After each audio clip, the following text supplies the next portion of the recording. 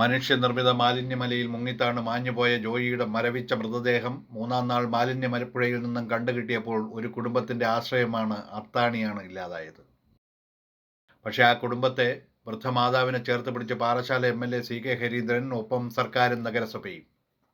ഇന്ന് ചേർന്ന മന്ത്രിസഭാ യോഗത്തിൽ ജോയിയുടെ കുടുംബത്തിന് 10 ലക്ഷം രൂപയുടെ ധനസഹായം പ്രഖ്യാപിച്ചു.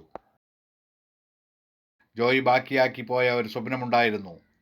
വഴിയില്ലാത്ത ഇടിഞ്ഞു താഴുന്ന മലയിറമ്പിൽ മറ്റൊരാളുടെ ഇടത്തിൽ നിർമ്മിച്ച ഷെഡിൽ നിന്നും വാഹന സൗകര്യമുള്ളിടത്ത് അമ്മയ്ക്കായി ഒരു വീട് നിർമ്മിക്കണമെന്ന സ്വപ്നം.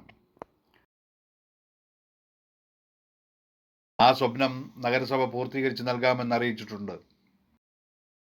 ഇതൊന്നും തന്നെ നഷ്ടമായ ജീവന് പകരമാവില്ല എന്നറിയാം. എങ്കിലും മനുഷ്യസാധ്യമായ ചിലതെങ്കിലും ചെയ്യാൻ തയ്യാറായ ഭരണകൂടത്തിന്റെ പ്രവൃത്തിയെ നന്ദിയോടെ സ്മരിക്കാതിരിക്കാനാവില്ല. മാലിന്യം ആരുടേതായാലും മാലിന്യം തന്നെയാണ്. അത് നഗരസഭയുടേതായാലും റെയിൽവേയുടേതായാലും പഞ്ചായത്തിൻ്റേതായാലും അത് സംസ്കരിക്കാൻ ഫലപ്രദമായ വഴി കണ്ടെത്തണം.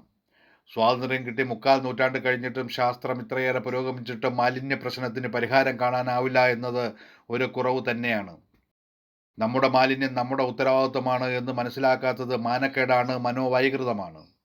പ്രത്യേകിച്ചും വിദ്യാസമ്പന്നർ എന്ന് കരുതുന്ന മലയാളിക്ക്. മറ്റുള്ളവർ മറവ് ചെയ്യാത്ത മാലിന്യങ്ങൾ മാറ്റാൻ ശ്രമിച്ച് മരണം വിളിച്ച ജോയി മലീമസമായ മനുഷ്യ മനസ്സിൽ ഒരു ശുദ്ധികലശം വേണമെന്ന ഓർമ്മപ്പെടുത്തലായി അവശേഷിക്കുകയാണ്. സർക്കാരിൻ്റെ ഭാഗത്തു നിന്ന് ധനസഹായം പ്രഖ്യാപിച്ചിട്ടുണ്ട്. അതിൽ നന്ദി, സ്നേഹവും കടപ്പാടും അറിയിക്കുന്നു. അതോടൊപ്പം നഗരസഭയും വീട് വെച്ച് കൊടുക്കാമെന്ന് പറഞ്ഞിട്ടുണ്ട്. വീട് വെച്ച് കൊടുക്കാമെന്ന് പ്രഖ്യാപിച്ചതിലും ഞങ്ങൾ നന്ദി, സ്നേഹവും കടപ്പാടും അറിയിക്കുന്നു. പിന്നെ റെയിൽവേയുടെ ഭാഗത്തു നിന്ന് ഒന്നും പറഞ്ഞിട്ടില്ല. ആങ്ങളുടെ മകന് ഒരു ജോലി കൊടുക്കണവന്.